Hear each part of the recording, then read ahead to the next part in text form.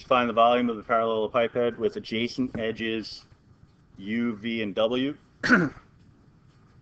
This process is only more challenging when they don't indicate that the vectors are adjacent. All right. So if they gave you an array of like 6 vectors and they said find the volume of the parallelepiped, you'd have to figure out which 3 are the adjacent vectors, you know, just by a quick sketch, and then use that to come up with your calculations. But once you have your 3 vectors, you're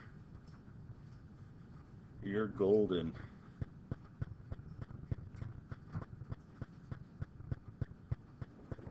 -1,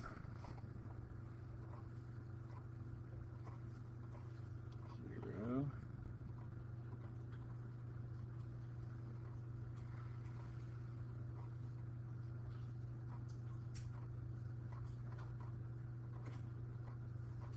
So this is our matrix.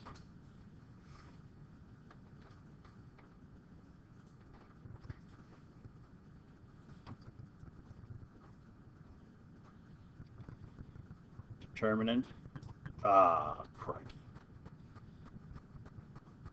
I'm telling you, I think I'm the only one that ever makes that blunder.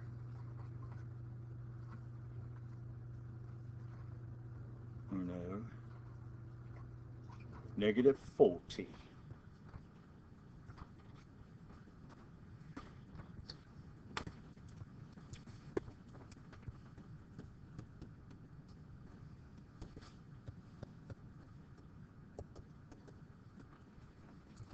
So 40 cubic units.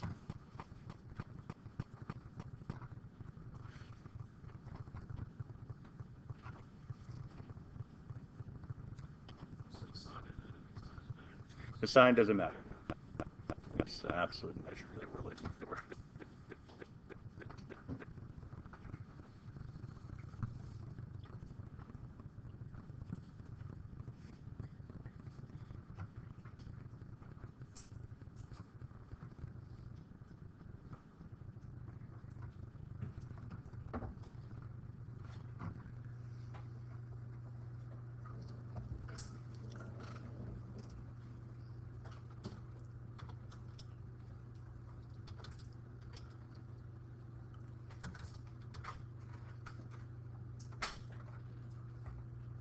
Schnitzel.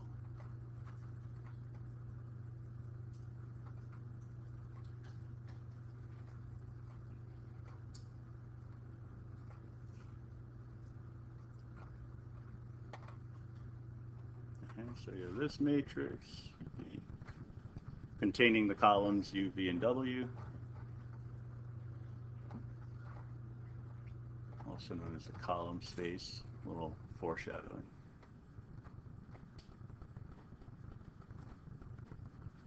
Zero. Yay.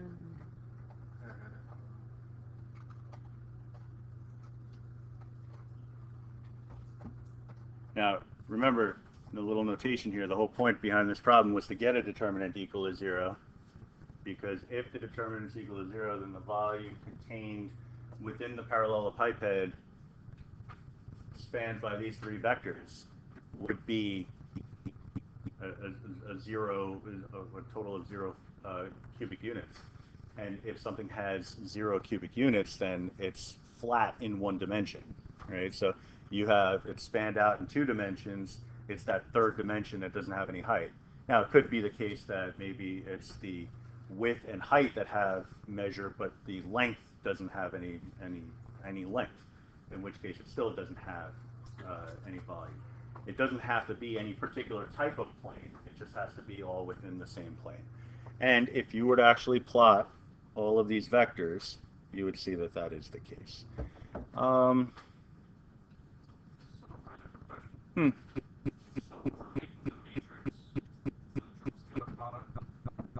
Should we do it like put the vectors in vertically or horizontally? Because in the definition matrix they're horizontal. Oh, it'll actually won't matter. Okay. Yeah. The cross product won't matter. For the cross product, it does matter, but for the triple scalar product, it doesn't matter. there are certain, we're going to actually get to this when we talk about duality, but there are certain circumstances, and the short answer is it depends on the situation, which I don't like, but I need to teach you some more stuff first before I can give you the real one. In certain situations, we use row vectors, and in other situations, we use column vectors, and it really depends on the situation for which type of vector we use. But we don't know enough yet to know why certain situations require certain types of vectors versus others, right? It's just this, for now, this is one of those situations where it doesn't matter if you put them in as rows or as columns. Oh, I was going to do something real quick.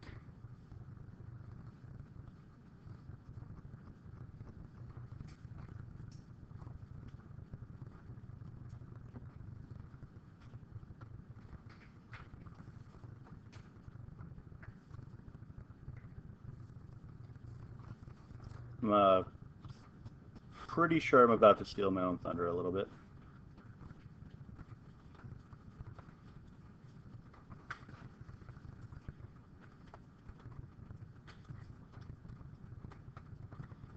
All right, so I just wanted to kind of address this because I think this is a pretty good example.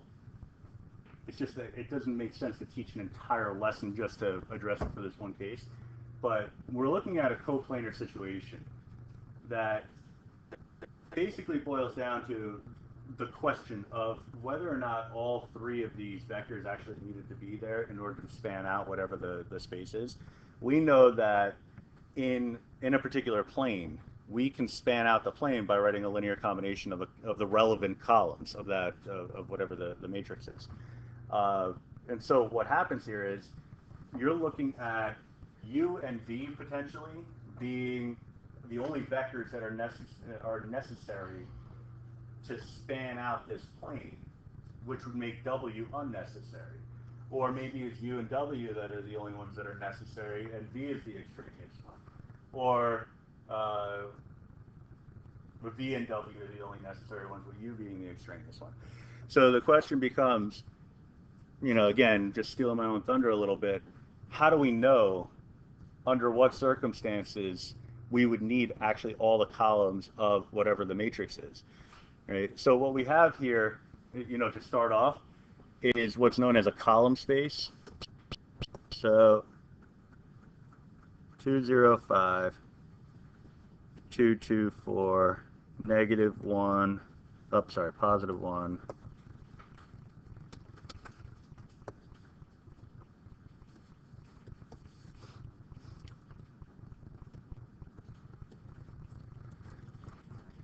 All right, so I'll call this C1, C2, C3, C for column, just, doing this out of context, so it doesn't really matter. The column space of this matrix A, this is column space,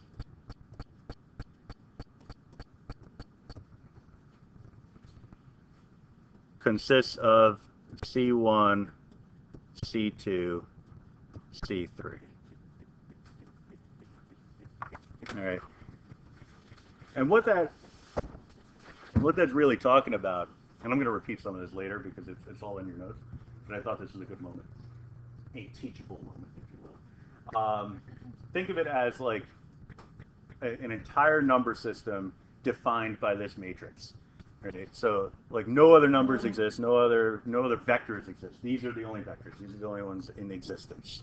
That's an oversimplified explanation, but let's just go with that for now. If that were the case, then we would be basically saying, what is the domain of vectors that could exist within the system? And so it's basically these three vectors. But really, it's more than that. We're saying, what are the vectors that would form the linear combinations that would actually span out all of the actual vector space, right? So whatever the real space is, that real vector space is, that's out there at large, if we form a linear combination of these three columns, these three vectors, that would span some subspace of that vector space. Right? If we assume that the vector space is kind of like all real numbers, like that was our default answer. Like if the question was find the domain and you don't know the answer, what did you do? You wrote all real numbers and you just hope for the best, right? So that's our vector space. Our vector space is all the vectors that are in creation. So these columns form a subspace based on some linear combination. So some scalars applied to these vectors would create some sort of subspace. We just don't know what it is. Now, the question becomes, are all of these columns necessary? Right? And that's really what kind of took me down this road. Because if we put this matrix in reduced row echelon form, you can see that there are only two pivot values where you have a free variable. Free variable means that you're looking at a dependent variable, right? So something that's dependent on the other two, which means that we could actually somehow write this last column as a linear combination of the first two, which means that that last column didn't really need to be there. All right, so we have C1 and C2 form the basis of the column space of A. All right, because those are the only ones that are actually necessary. If the other one doesn't need to be there because it's dependent on whatever these two guys are. All right.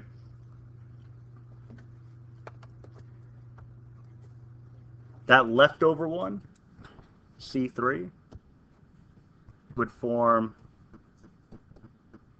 the basis of what's known as the null space of A.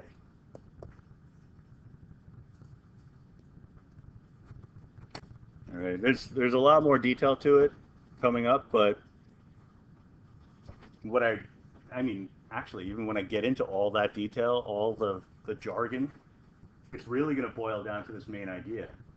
It's, can I write the other columns, the ones that are in the null space, the ones that are not in the column space, or the basis of the column space, can I write them as a linear combination of the other guys, right? And you'll find that there's a lot of this stuff that's really just kind of rehashing what we've already learned. Like, for example, this magical null space term that I just threw out there out of the blue. It's really the solution of a homogeneous equation. Okay, so AX equals 0, solve. That's your null space. But how do we find the basis of the null space? Right. So if I wanted to, so let's actually do that real quick. Let's see if we can write C3 as a linear combination of C1 and C2. So if I have A1, and it really doesn't matter, I'm going to make these my weights. A1 C1 plus A2 C2 would be equal to C3. All right. So some weight A1 applied to 205 plus some weight A2 applied to 224 would be equal to 1 negative 1 3.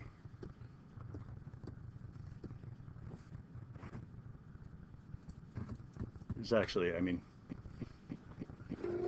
this might actually save us like 10 pages of notes, so might be worth it. All right, so that's writing it as a linear combination. But ultimately, if we write it in matrix form,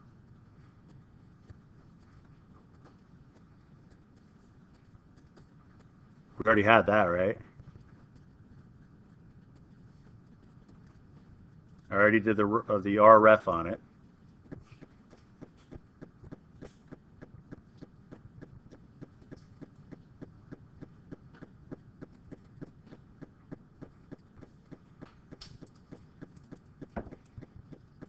All right, so this helps us kind of develop a little bit of an interpretation of what the reduced row echelon form of that matrix actually represents.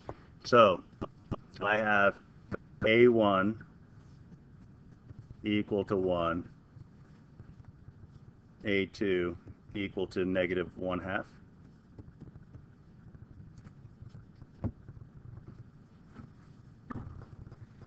All right.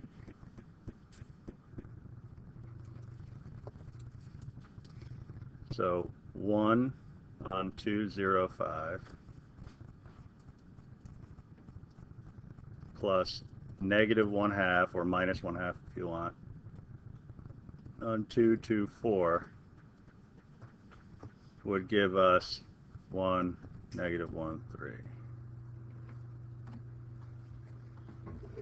Right? So 2 minus 1 is 1, 0 minus 1 is negative 1, 5 minus 2 is 3. So what we were able to do is kind of a simplistic way of saying it. I was going to say kind of prove the irrelevance of the vector 1, negative 1, 3. But it's not necessarily irrelevant. You know, if it's a contextual situation, it's probably a reason why it's there. It's just that it's not necessary to create the basis of whatever this vector space is. Right? So that magical vector space that I'm going to elaborate on later. Right? But the idea of developing a basis and determining what the relevant columns are within a matrix to actually establish that basis, that's pretty important stuff. And there's more on that later. Math tangent. Crazy. Go